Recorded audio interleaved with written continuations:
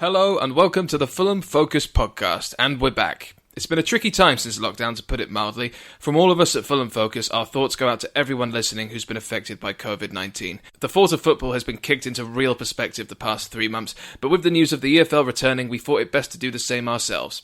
This episode will be discussing the season resuming and whether it will be a midsummer night's dream of returning to the Premier League, all on the other side of this.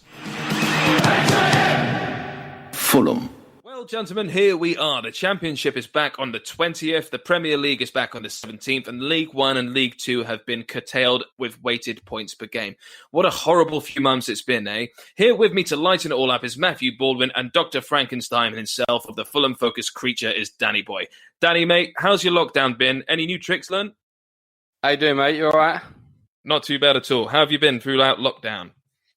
Yeah, I was, just trying to get by like everyone else. Done a bit of gardening. Used the opportunity to do up the garden for the kids, which has been handy. Other than that, I haven't learned how to do my hair. It's been a bit of an issue. I was desperate for an haircut before lockdown came in, so I was absolutely gutted when they said they were closing the barbers for the foreseeable future. Yeah, other than that, just staying indoors and going to work. That's about it. How about you? You all right? Yeah, not too bad. I look forward to when the barbers opens again. I'm hearing around July, early July is when it might open, but I think it's going to be a bit delayed. Look, right in front of me, who I can see, though, who might need to go to the barbers quite stat, is Mr. Baldwin. How's your lockdown been, and have you learned any new tricks, sir?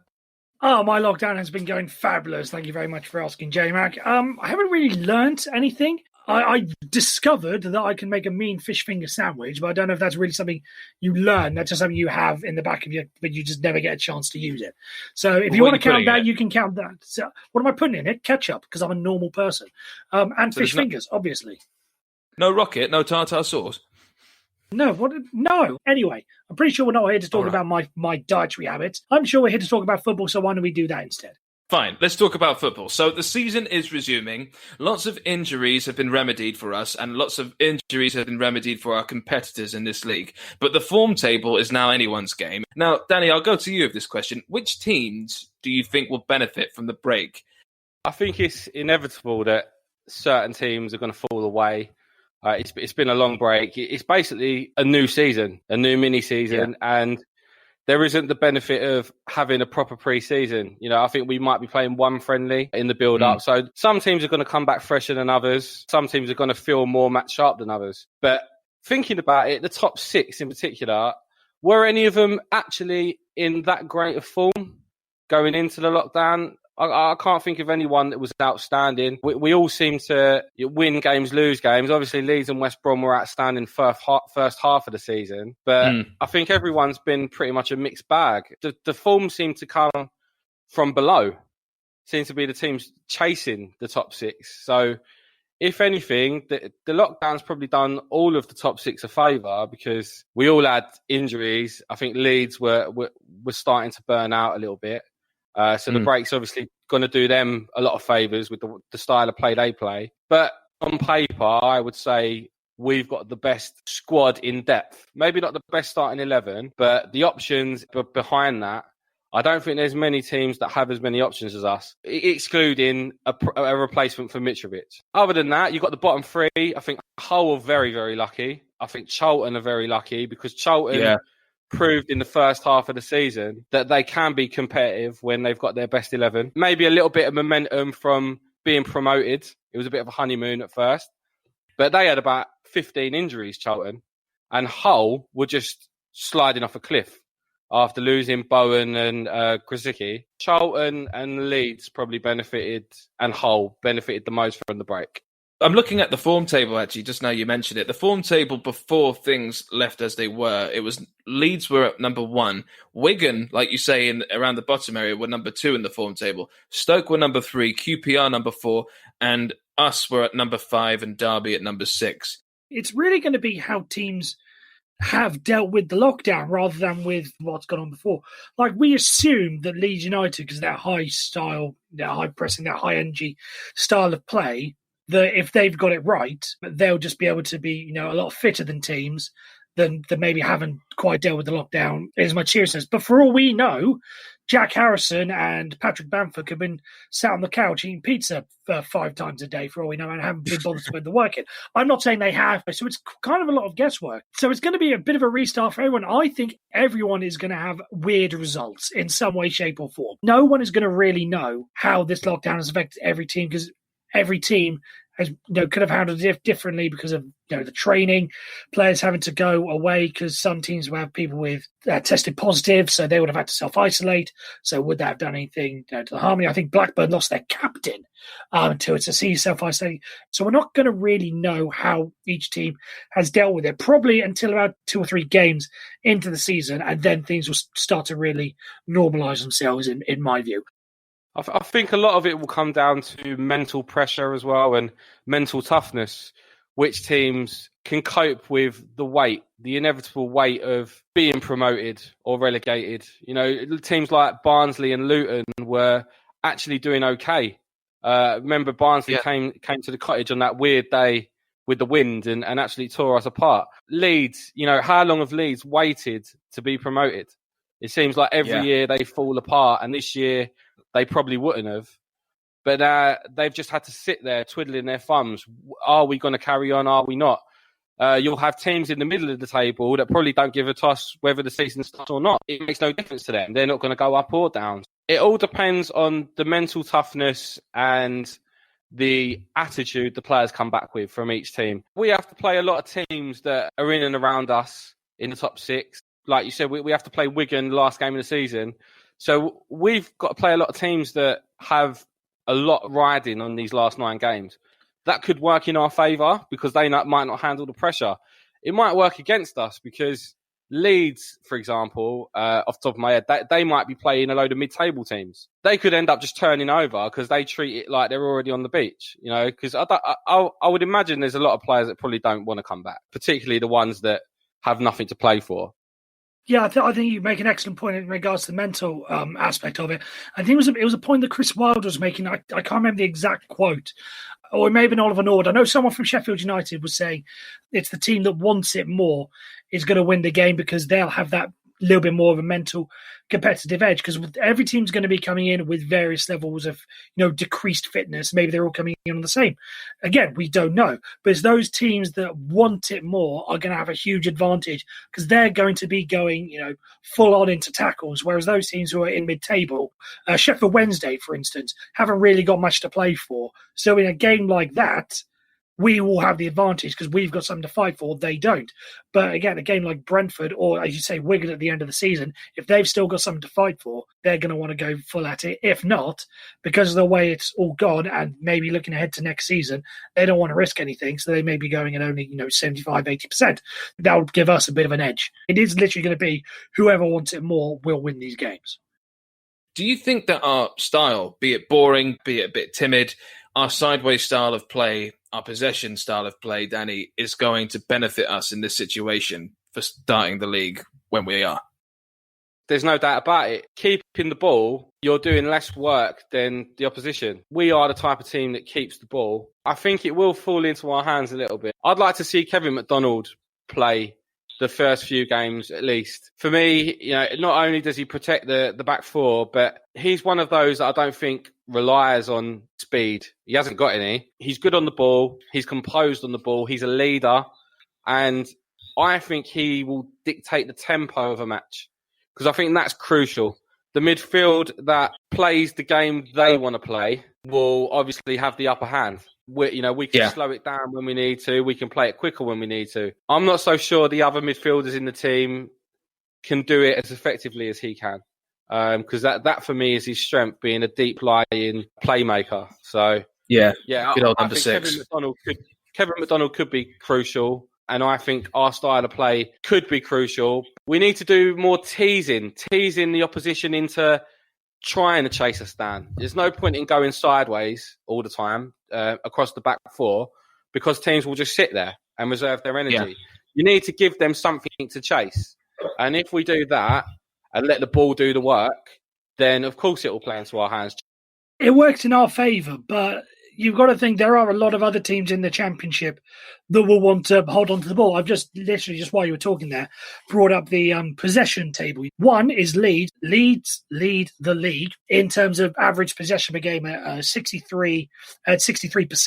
Then it's us. Then it's Brentford, who are our first 2 games. So I think in that scenario, you're just going to find. Remember the film Dodgeball, where everyone just retreats to the back wall and no one wants to do anything. I do fear that could very well be the situation. There's one team passing the ball along their back line, and because the other team doesn't want to get tired out chasing them, it's just going to form a wall in front of their back line to say, come on, come at us then. I do fear that. But yeah, absolutely, I do agree with you in principle. Ready. And I will say one thing, sort of leading on to the behind closed doors thing. What it will mean is fans won't exactly be getting on top of the players, because it's inevitable, even though we've been used to this style of football. But there are still fans who will, when we're passing the ball along the back, will want to scream, get the ball forward, get rid of it, stop fanning around sort of thing. You won't be getting that from the fans this time. So I think in that sense, again, go back to the mental side of it, there will be a little bit more relaxed from the players, because they won't have the pressure of the fans piling on top of them. But Baldo, I mean, I agree with what you're saying. 100% playing behind closed doors is going to be an advantage to certain teams and disadvantage to others. But the way you worded that was as if it's going to be an advantage to us because the crowd get on your back. I think it will be an advantage to us because I don't think either way the fans at the Cottage really influence the game in the way that they would at Ellen Road, say. Like I said, Leeds have waited a long time to get back to the Premier League. I think they feel a lot of pressure playing at Ellen Road. But if they were to go 1-0 down to us, there would be no pressure, really. Not from around the crowd, because there is no crowd. So I think, in a way, plays into Leeds' hands and teams that have quite an intimidating home crowd when things aren't going their way and really feel the pressure. The teams at the bottom, it works in their favour. The nerves are going to be bad enough as it is, but not having the crowd to intensify the atmosphere will work for them. Either way, I don't think it makes a difference to us. And we've got to go to Ellen Road. We've got to go to the City Ground. We've got to go to the Hawthorns. Hawthorns, yeah. And effectively not having home advantage is massive for us, but not in the way that you're saying. I don't mean that in a horrible way to our fans. I'm very proud of a group of fans that are welcoming and everyone loves coming to the Cottage. It creates its own atmosphere. We don't have to be loud, but come off it. We're not anywhere near the worst when things aren't going our way. I don't think at times would the players even notice. At the moment, we're playing in front of 3 stands anyway. That's right. So another interesting point to make is that in recent times, since we've been in the Championship and started playing Brentford again, I can't recall many games where our players have been more up for the game or responded to the rivalry as much as the Brentford players. The Brentford players seem to react more to the derby and seem to be more up for it. They never give us an easy game. And I think their fans not being in the ground, I think will benefit us more than it will benefit them, because they seem to care more about the derby than we do. Reece, talk to me about this, because like we said, Brentford, huge game, both in the top 6, but also it's a new season. The form book's out the window, as we keep saying, but we don't actually start very well in new seasons. We're not exactly the best of starters, but neither are Brentford. I've just gone back and I've looked through their seasons in the Championship, which seems like a fair sample size. First season they got promoted, 2014-15. They drew at home to Charlton. Next season they drew at home to Ipswich. Next season they lost away to Huddersfield. Next season they lost away to Sheffield United. Last season, 18-19, they won at home to Rotherham, which it's Rotherham, 5-1. Yeah, it's Rotherham. And this season they lost at home to Birmingham City. So they're not exactly quick starters either.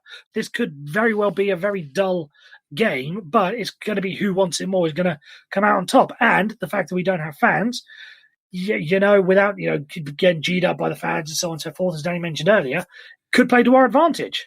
You've got to take into account what teams rely on scoring goals and what teams are capable of grinding out results.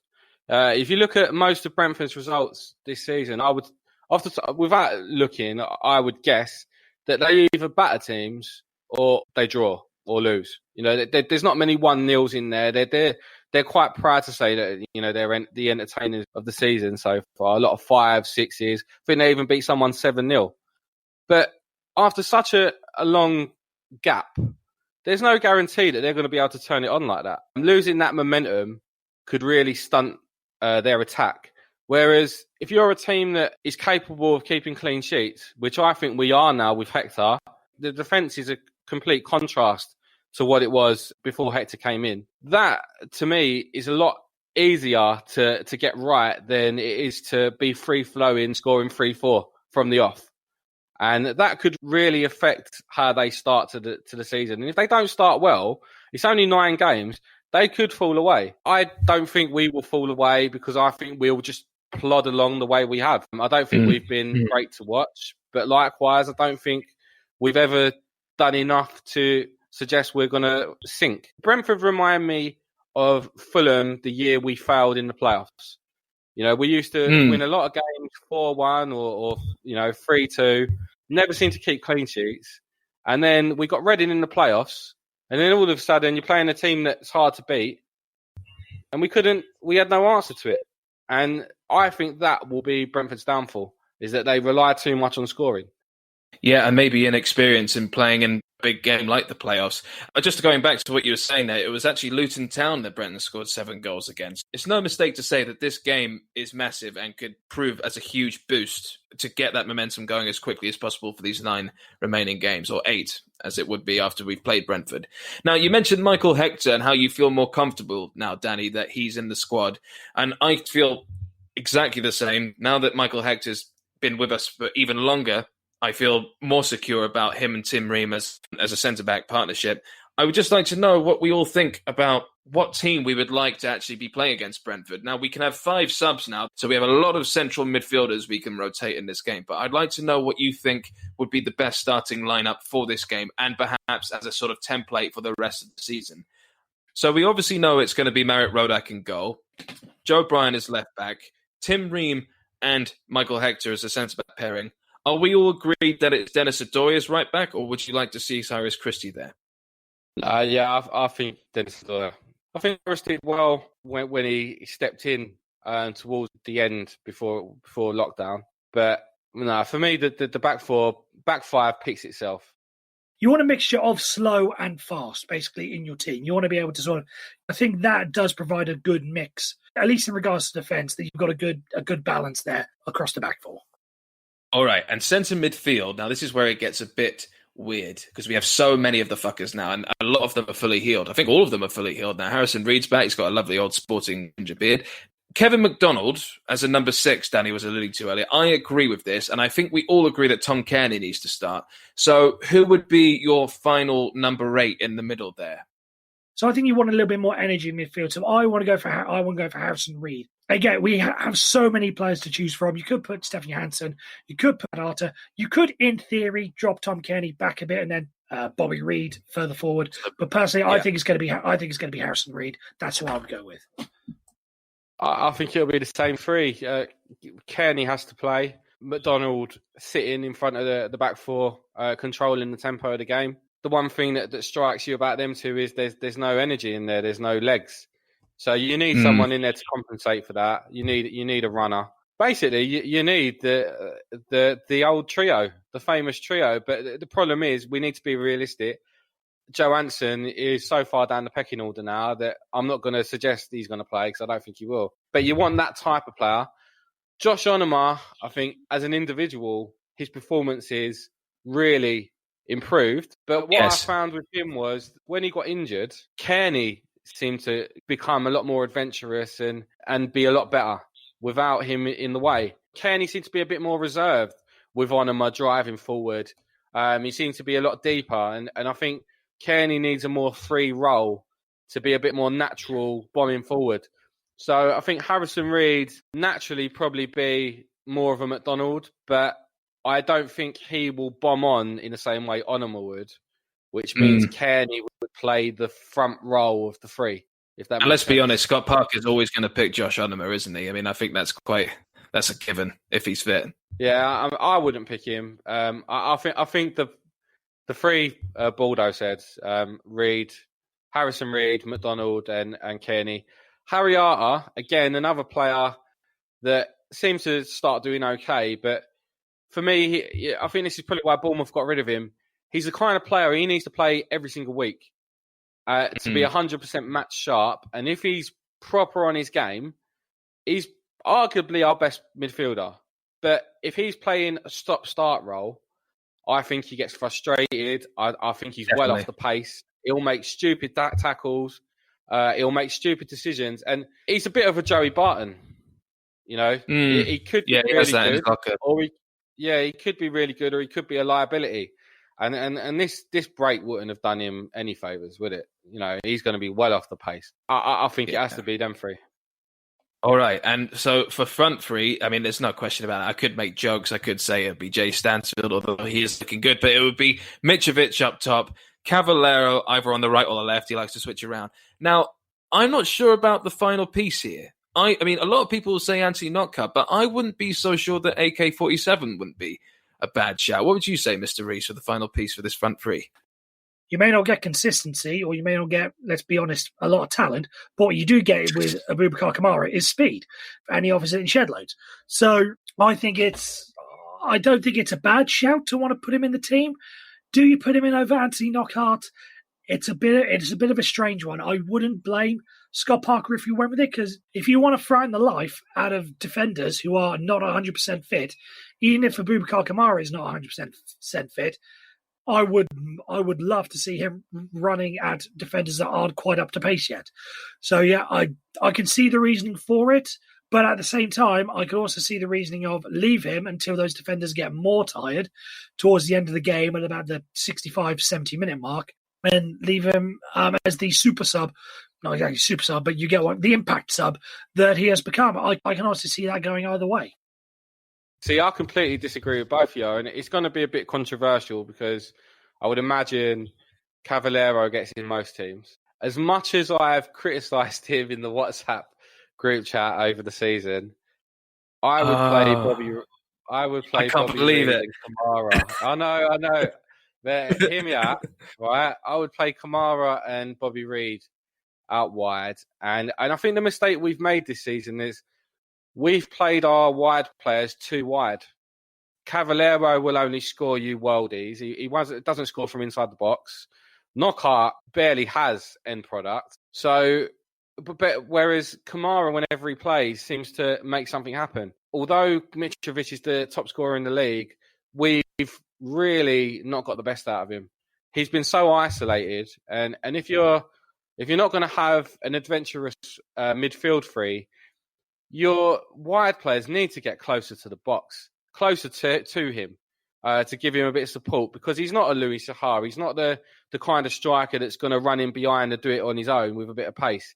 He's a target man. He's a target man that needs people to feed off him. And I would play a 4-3-3 rather than a 4-2-3-1, because that way, if Kamara, when you haven't got the ball, they both naturally go wide because you're in a defensive shape. Yeah? So Kamara will be on the right, Bobby Reed will be on the left. But when you have got the ball and say Kamara's on the right wing, then just like in a back four, if, say, Odoi bombs forward, the back three then shift over. So the same would happen with the same effect in a front three. If Kamara's out wide, Joe Bryan would overlap and Bobby Reed would tuck in and become two centre forwards. So if a cross comes into the box, you've now got two players in the box. Someone for Mitrovic to knock the ball down to. You've always got somebody close to him, and vice versa. If Bobby Reed's the one out wide, with a 2-on-1 with Joe Bryan, say, Kamara would tuck in, and then you'd have two beasts in the box to aim at. I don't think you get that with Cavallero and Knockaert. I think they're too far away from Mitrovic. They're too naturally wide. the players don't complement each other. You know, you've got a striker that relies on service and players around him, and then you've got wide players that don't get anywhere near the striker. And for me, that's why I would go with Kamara and Bobby Reid, because I think in the box they're more natural than Cavalier and the other one, Knockout, are. Yeah, Anthony Does Lockhart that make any sense? No, it does make a lot of sense. But the thing is, but what I will say is that we're forgetting that actually we have 5 substitutions at our disposal for the rest of this league. I think that could really help us as well. We could change such a huge dynamic of the squad with 5 subs in a game, especially with the depth we have in certain creative positions. What are your thoughts on that? Yeah, we need to protect the health of the players. I mean, they can't be expected to just run around and burn out without a full pre-season. So I think it makes complete sense. Obviously, it's going to favour the team with the bigger squad, which again comes back to us because I don't think there's a team with more strength and depth than us. It's the right thing to do, providing it's only temporary for this season. And then next season, it goes back to normal with 3. The use of the 5 subs is going to allow, the teams with the bigger squads, and we are one of those teams with the bigger squads, a little bit more flexibility, and it gives us a little bit of, I don't want to say it's a get-out clause, but for instance, if we want to have Abubakar Kamara on the bench, it's not like we're wasting a sub, in a sense, to get him. We're not wasting one of 3 subs. We're only wasting one of 5 subs. So if things don't go right, we can always bring him back off again. So we're not limiting ourselves in that way. And it's going to be great because, again, with the amount of fast players we have, they're going to need rest. So what better way to, switch things up than to have, say, Bobby Reid and Abubakar Kamara on the wings, and then after 60 minutes, replace them with 2 equally good wingers in Knockout and Cavallero, and, we don't then only have 1 sub left to use. We then still have another 3. It's absolutely great. It's bonuses. I think as long as it's only a temporary thing, I'm okay with it. But there is just something in that little bit in the back of my mind after that makes me think that it's going to be something to come, because substitutions have grown over the years. It used to be 1 sub, then it was 3, then it was 5 in the Premier League for a long time, then it went up to 7, and now it's going to be 9. I would be stunned if this isn't a thing that comes up, because we've talked about fixture congestion. This would be a way to combat it, especially going into next season, where we may have to shorten the season, more games in less space of time, so on and so forth. I can see it staying around personally. Baldo, is that true? There's 9 on the bench now? Yes. So you can use 5 from 9, not 5 from 7? Yeah. You see, my worry is that if this isn't just a temporary thing and we go to having 5 subs, as well as having VAR, which is bound to come into the Championship eventually.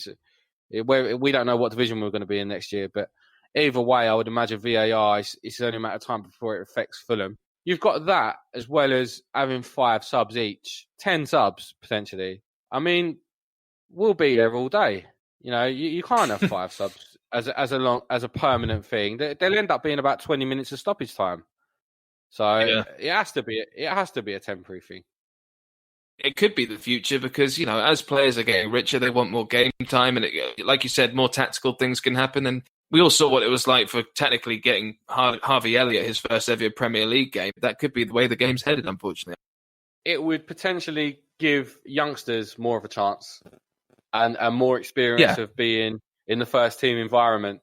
Even if they don't get on, they'll have more opportunities of being on the bench because not everyone's got a squad to cope with having 9 players on the bench. But I think you will anyway going forward, particularly in the bottom 2 divisions because, actually across the whole thing because financially, I don't think clubs are going to be going mental next year. They might be forced to blood a few kids in.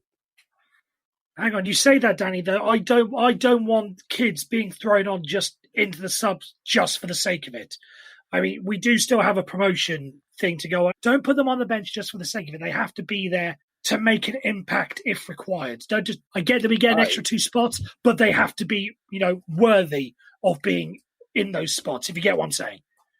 Oh, I think that goes without saying, but I think there's so much pressure in football now. You've got a dozen teams that are expected to fight for the playoffs. You've got 7 or 8 teams that are fighting for relegation every season. I think there's too much pressure on managers to keep their jobs for them to gamble on youngsters. The youngsters can only be given a chance if they're ready. But I think there's a lot of cases where the managers have opted against it and gone for a more experienced player because they can't take the gamble. And now they haven't got to make that gamble. It's made for them. Seeing players like Jay Stansfield come in the 80th minute, so for instance, to help out Mitrovic, turn it into a 2 up front, not the worst idea. I'd like to see Jay Stansfield. It might be a moment that Jay Stansfield could become a hero this season. You never know. You can't predict it. So let's just see what happens. Again, if we're 3-0 up with 10 minutes to go against Sheffield Wednesday, by all means go for it. When we're 1-1 with Brentford with 5 minutes to go, for God's sake, keep Stansfield on the bench. Yeah, I'd agree with that. I think what I was saying was, obviously, before you pick a matchday squad, you don't know what the score's going to be. I mean, I'd rather do that than give 10 minutes to Lamarchon or Cabano, which seems to be a waste of time. I mean, Cabano, whenever he comes on, he does all right, but it's so few and far between when you see him. You'd rather see a kid flourish off the bench. But yeah, I agree with Baldo. It has to be in a situation where we're winning. There's too much riding on these 9 games to throw kids in for the sake of it. Yeah, and too much riding on these 9 games, as you say. And as you said just a few seconds ago as well, you can't pick your subs before predicting what the score is going to be. So I would like to actually know what your score prediction is going to be, folks, for the Brentford game. And then we'll have your season predictions really quickly. I'm going to say a 1-1 draw. I think a cagey 1-1 draw. Both teams are going to be really up to 100%. It's not going to be the most thrilling of games. I think a dour 1-1 personally. I think a draw could be likely, but I'm sorry, guys, I've got this sort of horrible feeling it could be the start of a season like a Barnsley and we could lose. But what do you think, Daddy? What's your score prediction for this one, mate? I think it would have been a tougher game for us if there was, it was as normal and lockdown hadn't happened, if we had played them on that Friday night or whatever it was, because, they would have had their fans in the ground and it would have been a proper game. So I'm not as worried about playing them. If it had been like 3 or 4 games in, then I would have said, yeah, I think we'll beat them. But it's the first game back. You just don't have a clue what's going to happen. I think the players are going to be very cagey. I could see it being 0-0. I could see it being a non-event. Hardly any chances. Just 2 teams keeping the ball and getting a feel for the game again. I also think both teams are going to be too scared to lose. Because if we beat them, I think 3rd place is sealed. That's it. Done and dusted. If they beat us, blimey. I mean, God knows. We might not even make the top 4, Because if Forest win their game and Brentford beat us, they're both a point behind us. And the top 2 could be out of reach if we lose. So say Leeds and West Brom win and we lose. So, yeah, I think both teams will be just too scared to lose. I'm going to go for a really boring 0-0. Let's have our season predictions really quickly. Who's going to end up in the top 6 and who's going down?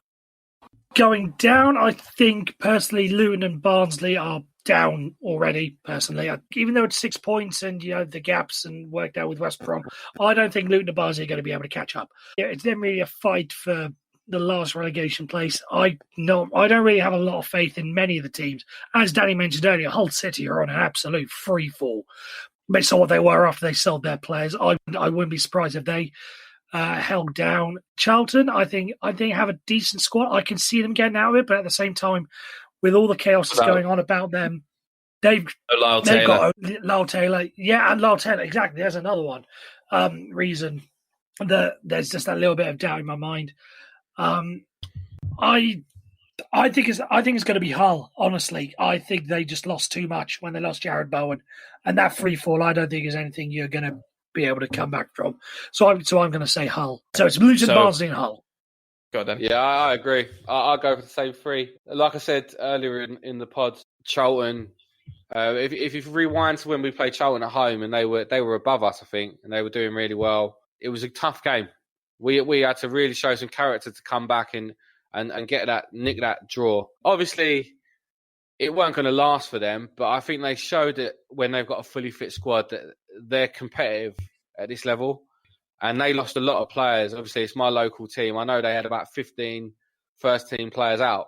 and getting a lot of them back, I think the break would have done them a lot more good than it would have done Hull, because Hull, the damage is done already. They lost their two best players, Grzycki to West Brom and Bowen to West Ham. In my opinion, it's ludicrous to sell your two best players in the January window. I think that's madness. They're paying the price for it. I just don't see where the quality is in their team. Whereas I think Charlton, with a few more injuries coming back, could get a few more results. So, and I agree with him about the bottom two. The gap's too big now. Had lockdown not happened, they had a bit of momentum, but that's gone. And I just don't see them two having any chance. Between Hull, Wigan and Charlton, innit? And I'm going to go for Hull. And I think, so going on to the top six then, we've all been talking about Fulham's chances, how we think we're cemented in the playoffs. I mean, Danny, what you just said about a couple of minutes ago has actually scared me, because if we lose against Brentford, we could become out of fourth maybe. And I'm just thinking that could start a terrible chain reaction. I'm trying not to think about it. I'm trying not to scare myself too much. But for top six, I'm going to try and be positive. For me, I think we're going to be in third. I think it'll be Brentford in fourth. I think Bristol City are going to get in there somewhere, and I think it's going to be Nottingham Forest. Preston may be edging out slightly. What are your thoughts on that, Danny, for top six? Probably the top five will stay as it is. I can't see us winning enough games to, 6 points behind West Brom, 7 behind Leeds. I mean, we have got to play them both, but you're basically saying I think we've basically got to win all 9 games to get into the top two. That's not going to happen. Having said that, even if we did lose to Brentford, I with the likes of Hector in the team now, there's a calmness about us. There's a lot of experience in the team, which I think is very important going into a crunch period like this. You know, basically every player in the squad has been promoted in the last 3 years. That's right. Even the new signings like Knockout, Cavallero. Sorry to interrupt you, but Josh Onomah was also in the playoff final with Villa when we faced them. Experienced playoffs. There's only a handful of players that haven't been in this position, which I think is really could be really important. I mean, having said that, we beat a Villa side that they'd all played at Wembley and none of ours had, and it didn't make a difference. So, but in general, I think experience is key in this kind of situation. So even if we lose to Brentford, we're not poor enough to go on a run where we're going to come out of the top 6, are we? It's not going to happen. Likewise, I don't think we're good enough to go on a run where we're going to catch the top 2. So I can see the top 5 as it is. And, I mean, hopefully it stays as it is. I think I'd rather play Preston than Bristol City in the playoffs. But I don't have a clue who's going to finish 6th. Don't have a clue. It literally could be any of them.